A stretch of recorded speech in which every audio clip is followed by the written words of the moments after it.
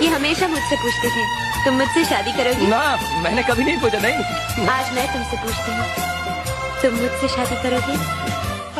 एक पर्सनल बात पूछूं? तुम आदमी हो या बंदा? तुमको क्या पसंद है?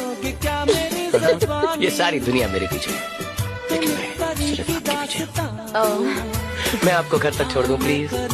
नो थैंक्स, मेरा घर यहीं पास है। तो मैं आपको यहीं पास तक छोड़ दूं? मैं आई।